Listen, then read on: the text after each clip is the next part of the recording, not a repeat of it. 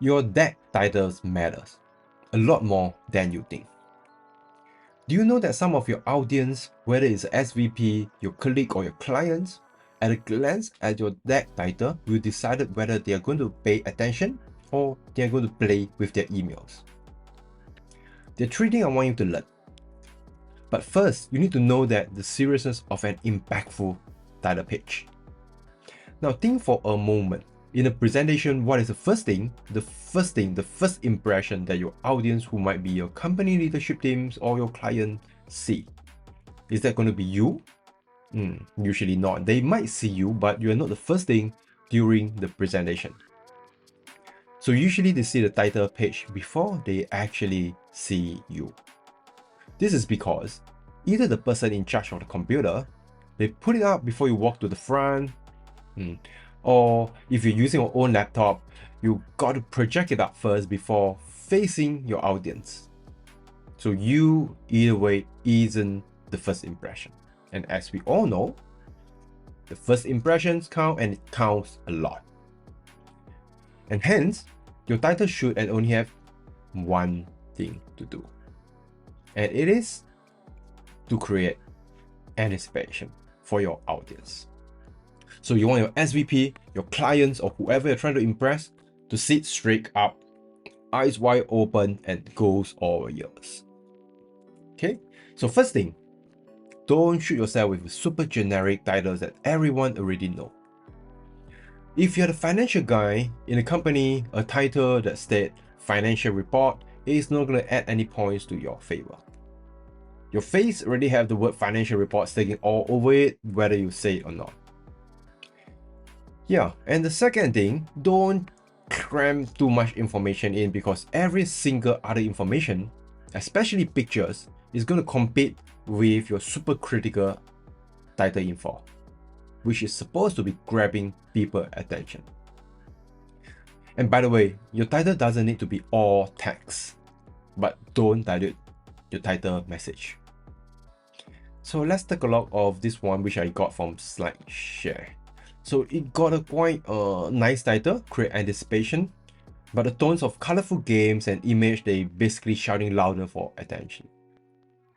And the third thing, your title should speak to your audience, not to you. So speaking to them, that it spark their creativity, it spark their curiosity, it spark their interest. And also strong proclamation, especially unexpected one, usually work best. But you have to be careful. It is not something that provoke your audience, that let them put up armor for the fight, unless that's your intention. But most importantly, don't lie for the sake of getting attention.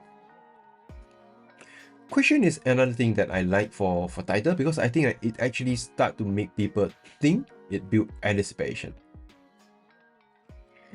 So see this negative example I created. Well, 24T3 FIN and LRSP. It's probably only the slide creator understand what it means. Oh, that's me, and well, let's move on. I think you'll get my message. Now, example. Imagine I am the product manager for Panacode, the app development studio, and today I'm going to do a presentation to get my products, which is called JoyStep, to pass the marketing launch approval milestone. And JoyStep is a step counter app, an app in the app stores that give the user a fun way to share their steps to their friends, something like this. Now let's look only at the presentation title and nothing else. So this one, JoyStep. If audience are attending this meeting, they probably know it is all about JoyStep. Otherwise, I think your company will have a bigger problem than slide title. And JoyStep marketing launch milestone meeting. This is a standard for companies. People know that they're in the right meetings, but you can probably do much better of this very important show starting moment to build stronger first impression. What about this? JSMLM. Yeah, it is short form. It works if everyone know what you means, but otherwise it's a bad choice. It's a bad choice as you're sending a signal that you're speaking on your own language and you don't really care so much of your audience, whether they understood or not. And this one, launching JoyStep to 1 million users. So there's anticipation, which is good, but wait. People might be a bit confused as well because people are expecting to know whether am I in the right meeting? And this alone might confuse some of them, wonder if they're walking into the right meeting or not.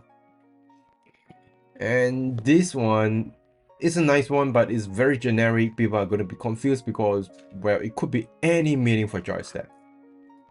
So I think this will be a good one.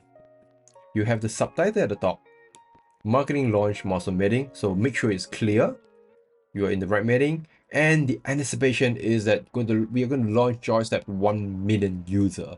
And now the attendee are going to know how are you going to get there. That is creating anticipation. And you can put it at the bottom, no harm, whatever you want. So as a negative illustration, say now I want to make my audience anticipate more. I'm going to put in more picture, I'm going to put in more targets like this. Don't go there.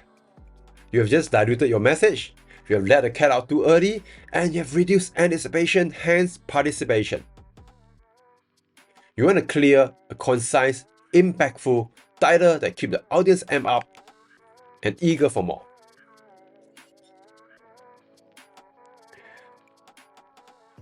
So I got it, Vincent, but my company insists on the standard formatting for the meeting. What do I do? I think I'm with you. I worked with major companies before, and usually you can sneak in just one additional line of text without doing any harm. Just like this example is, this is a standard slide deck that, as an example, that I created based on a very famous huge technology company. And now see how I insert just one line, saving life one at a time below the title. I did not break any template, I did not break any tradition, I do not break any regulation. And simple as that, I do not think anyone's going to blame you for that one extra line that helped them to visualize what's up for them. Now remember, your visual and your verbal delivery must match. Otherwise, you're giving them an out of sync movie.